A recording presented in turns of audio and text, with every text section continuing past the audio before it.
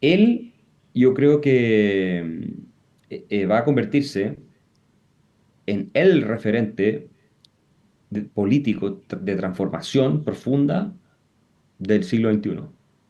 Él va a ser, así como Reagan y Thatcher fueron en el siglo XX, él va a ser, tal vez aparezca alguien más en otra parte. Y esa portada del Economist va a ser una de las portadas más icónicas de este siglo. Eh, es que yo no sé si los argentinos le toman el peso a la envergadura de lo que estaba ocurriendo en su país con este fenómeno. Yo viajo mucho y voy harto a Estados Unidos, converso en todas partes, estoy vinculado a instituciones de alto nivel académico allá, en todos lados. Nadie está entusiasmado con nada que no sea Argentina.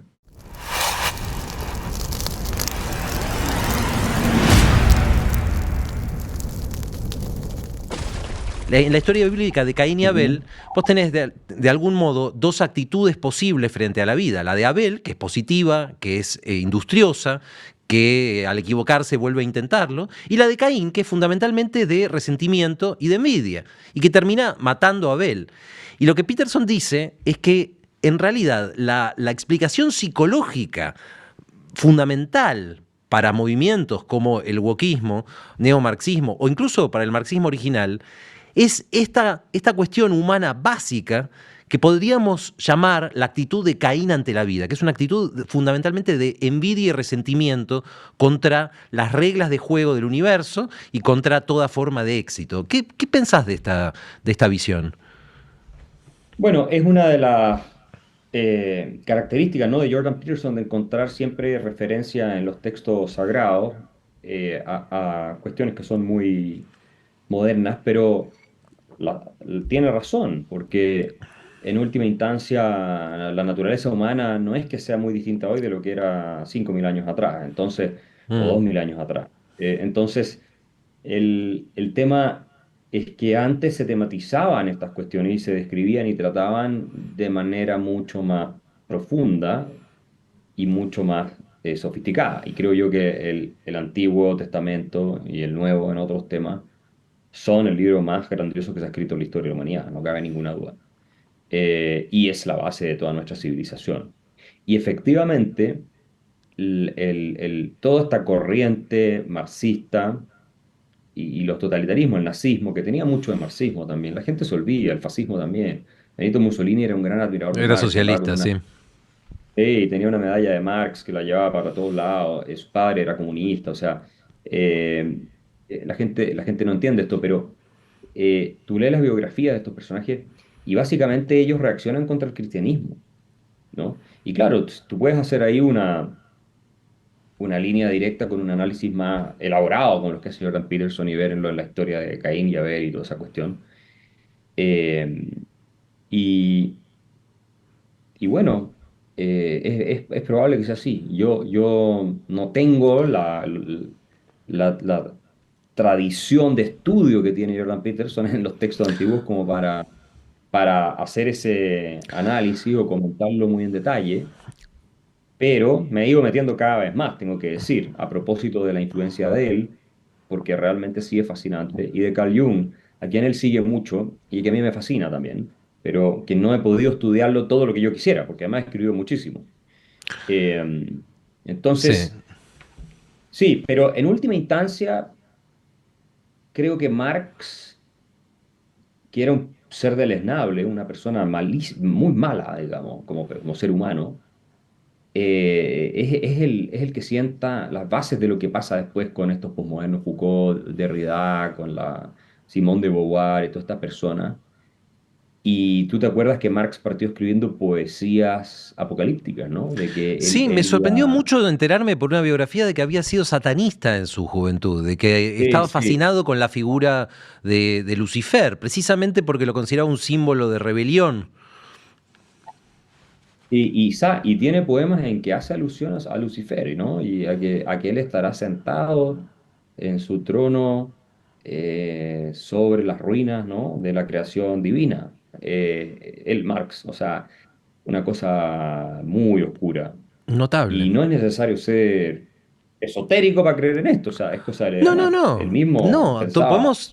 no salimos de la esfera de la psicología, no hace falta creer en Satán, ni siquiera en Dios, para entender qué clase de símbolo pudo ser para Marx. Pero quería preguntarte por lo contrario, porque tú dijiste que no existe o no ha existido civilización superior en términos morales y materiales que la occidental, y que está inspirada en la ética cristiana. ¿Cuál es la ética cristiana, Axel? ¿En qué Es la consiste? ética ¿Cuáles del amor. serían sus principios rectores? Yo te diría que es la ética del amor al prójimo. Amar al prójimo como a ti mismo. Esa es la frase que sintetiza el corazón de la ética cristiana. Cuando tú te amas a ti mismo, te respetas, ¿no es cierto? Desarrollas el máximo potencial que puedes en tanto ser humano en todas las distintas dimensiones que tienes, desde la física hasta la emocional y la espiritual. Sí es el camino prometido por Dios o ofrecido por Dios más que prometido, de manera libre, porque una de las cuestiones esenciales de la tradición cristiana es el libre albedrío, la posibilidad de elegir entre el bien y el mal, elegir el camino al bien o elegir el camino al mal.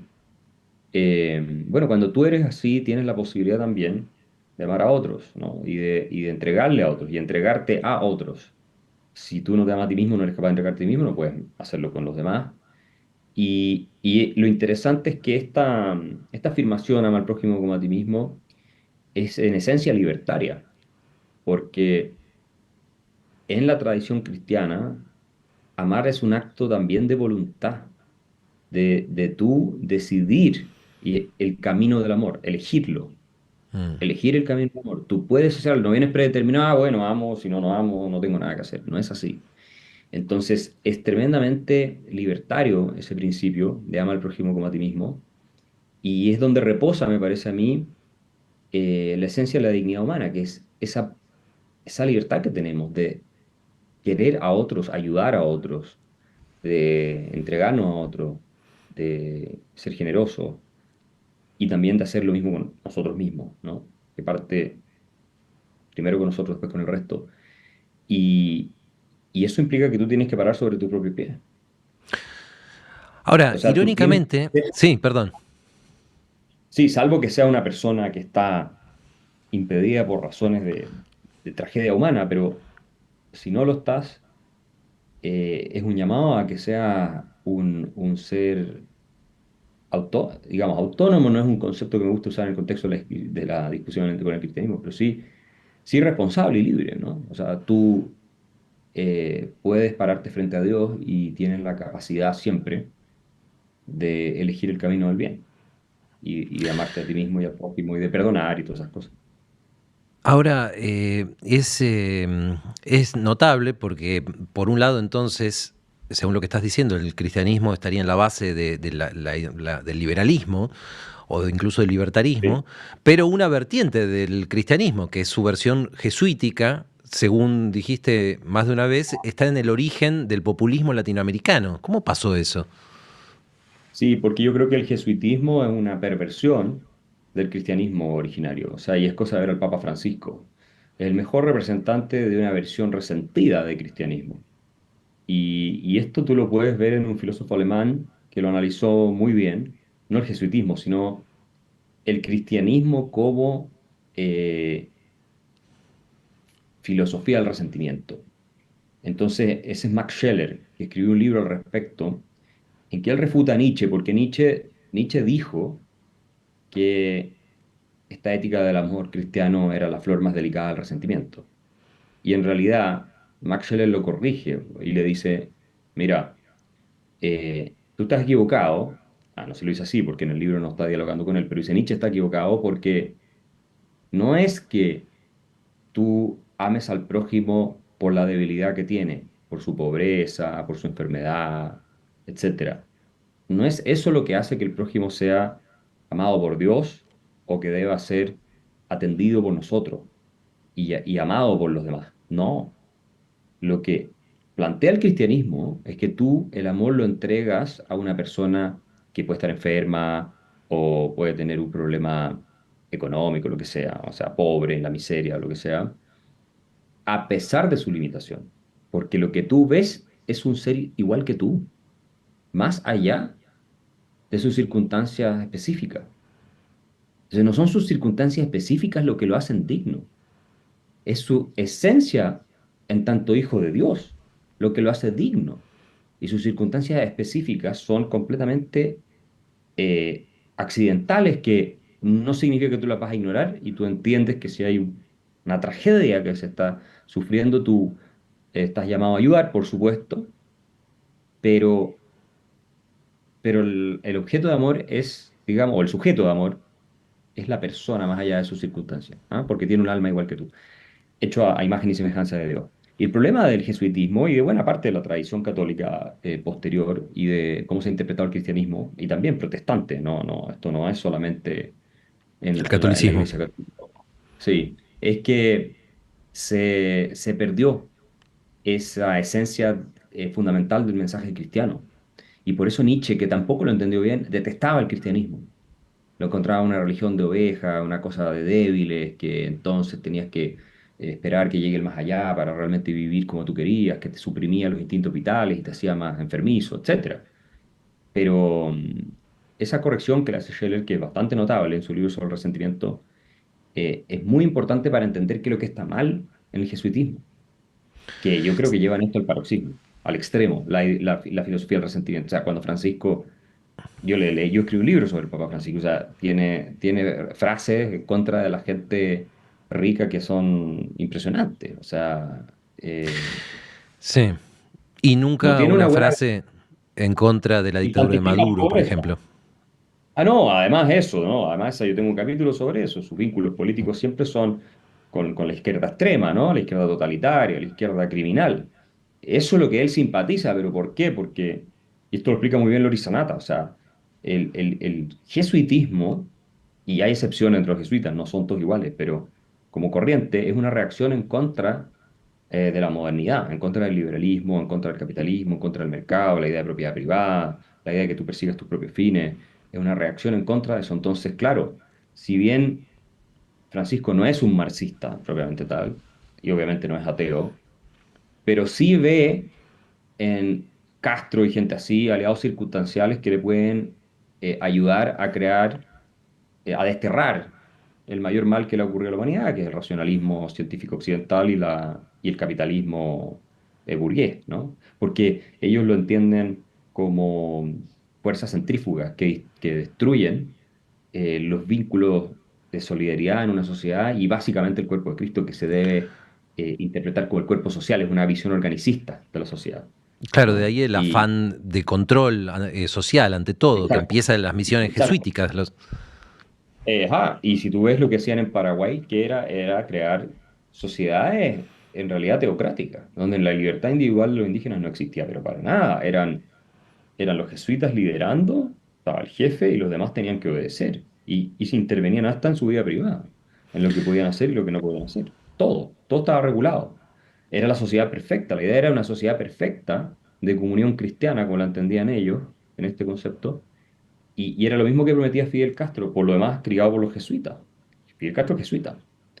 Eh, y, y claro, cuando tú tienes una sociedad perfecta, eh, es una sociedad estática, inmóvil, donde nada cambia, porque ¿por qué vas a cambiar algo que está perfecto? ¿Qué va a haber? No puede haber progreso en una sociedad, porque definición ya Claro. es perfecta, entonces no puede haber progreso y no hay sentido para que haya progreso. Y cuando tú vas a Cuba, eso es lo que es Cuba. Es una sociedad donde nada se mueve, completamente estática, en la miseria, pero completamente estática. Y eso es lo que entienden ellos como el tema de la realización del cuerpo de Cristo en sociedad. O sea, a Francisco le gusta mucho más la sociedad cubana que la sociedad norteamericana, eso te lo firmo, sin O sea ninguna que duda.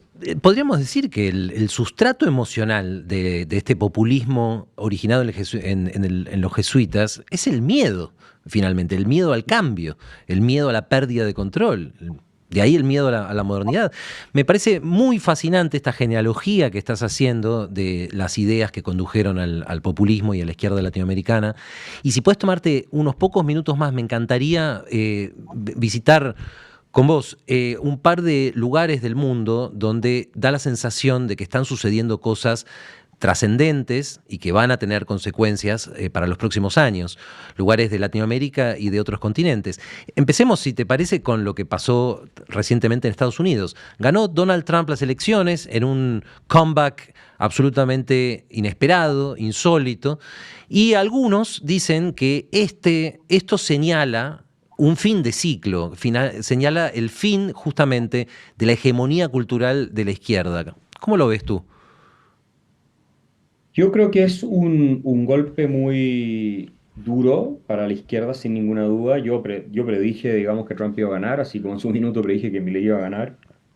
Eh, no, de hecho tuve apuestas donde decían no hay ni una posibilidad de que gane Kamala, porque las encuestas decían que iba a estar apretado, todo lo más. Yo no tenía absolutamente ninguna duda de que iba a ganar Trump. Ahora, en parte sí es una reacción al tema woke, que lo que hace es generar un desquiciamiento de la sociedad, ¿no? Cuando ya tiene un hombre que llega a la final de boxeo en las Olimpiadas pegándole a puras mujeres y gana la medalla de oro, es porque estamos en una sociedad desquiciada.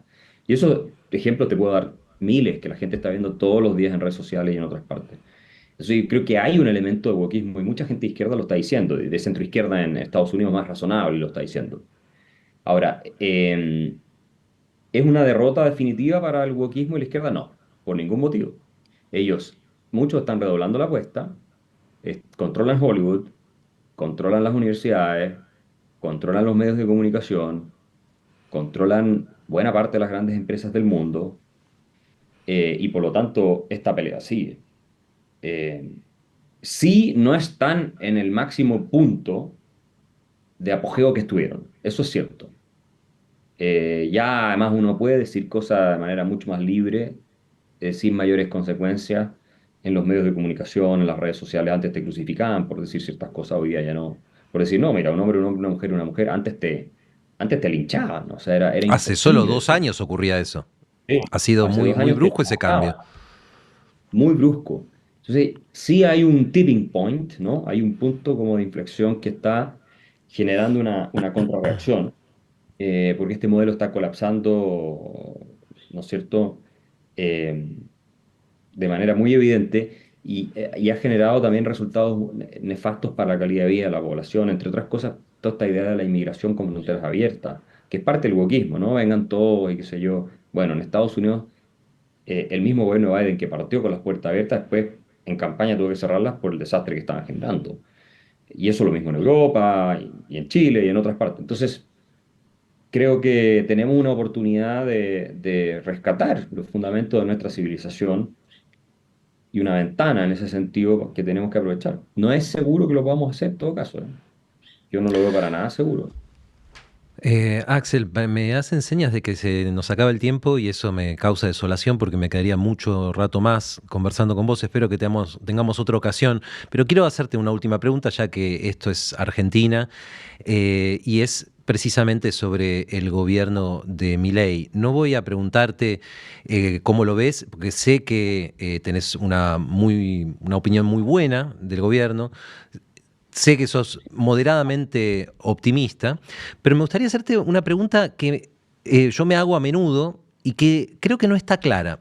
Y es por qué Milei, el presidente de un país periférico y económicamente muy poco relevante para el mundo como la Argentina, se ha convertido en una figura de referencia tan influyente que imitadores japoneses repiten sus palabras, que incluso bueno, The Economist hace una nota sobre él, y algunos dicen incluso a Estados Unidos, incluso hay una nota que se titula Lo que Donald Trump podría aprender de Milei, lo cual para muchos argentinos acostumbrados a carecer de importancia resulta una especie de chiste. ¿Por qué? ¿Por qué se convirtió en una referencia tan importante a nivel mundial? Yo te diría que hoy Javier Milei es el referente ideológico, político más importante del mundo, en términos de la disputa que hay entre modelos de sociedad. La tradición libertaria occidental de Estado limitado, pro mercado, con democracia liberal, versus obviamente todos los otros regímenes totalitarios que tenemos, pero sobre todo dentro de Occidente, los sistemas que están fracasando, que son los sistemas intervencionistas, como diría Mises, estatistas, socialdemócratas, estatistas, pseudo-socialistas. ¿Y qué pasa? Que eh, los dos grandes referentes que tuvimos en el siglo XX de esto fueron Ronald Reagan y Margaret Thatcher. Sí. Ellos fueron los grandes referentes. ¿Por qué? Porque ellos llegan, ambos, pero sobre todo Margaret Thatcher llega en una Inglaterra que era socialista, porque después de la Segunda Guerra Mundial siguieron con la idea de la economía centralmente planificada. Y ella vuelve a la tradición originaria inglesa, libertaria, ¿no? De John Locke, de toda esa gente, de Adam Smith, de Gran Bretaña, ¿no? Adam Smith era escocés, pero todas esas ideas. Y utilizando también a pensadores como Hayek y Friedman, con quienes tenía correspondencia, hace una revolución. Inglaterra pasa de ser uno de los países que estaba más estancados en Europa a despegar a una de las grandes potencias del mundo. Eh, y bueno, Reagan hace lo mismo en Estados Unidos. Estados Unidos no estaba tal vez tan mal como Inglaterra, pero también tenía problemas serios. Ahora, lo que resulta completamente sorprendente y que nadie jamás habría previsto, nadie, es que un líder latinoamericano vaya en la línea de Reagan y Thatcher y saque a uno de los países más podridos, descompuestos y destrozados por el colectivismo, el estatismo, el keynesianismo, el socialismo y todas esas ideologías parasíticas, lo saque de eso y lo empiece a llevar por un camino de éxito como no se ha visto nunca en la historia de Argentina, salvo en el siglo XIX.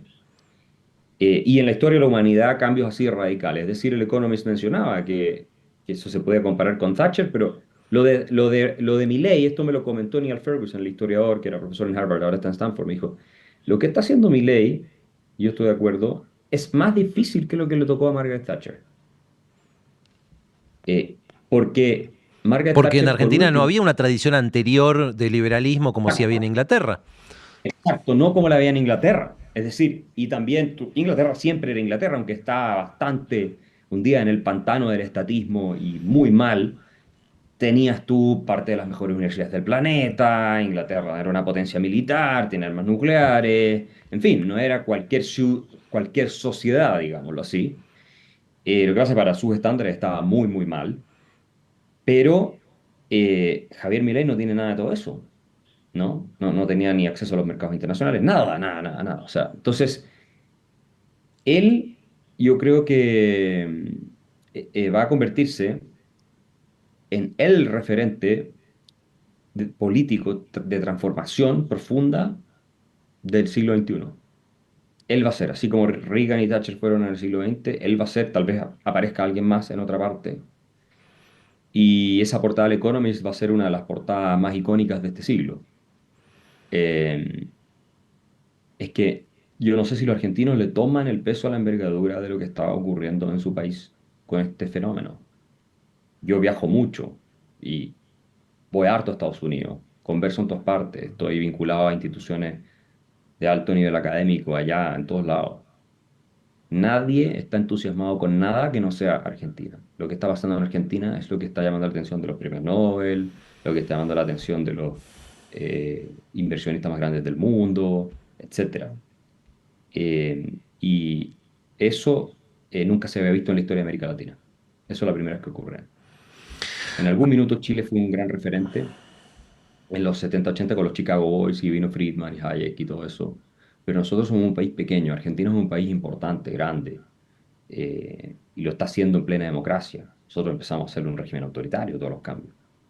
Allá se está haciendo en democracia, que es incluso más difícil hacerlo. La pericia política en esta es notable. Y Milei se está consolidando como un político muy hábil, contra lo que muchos pensaban, ¿no?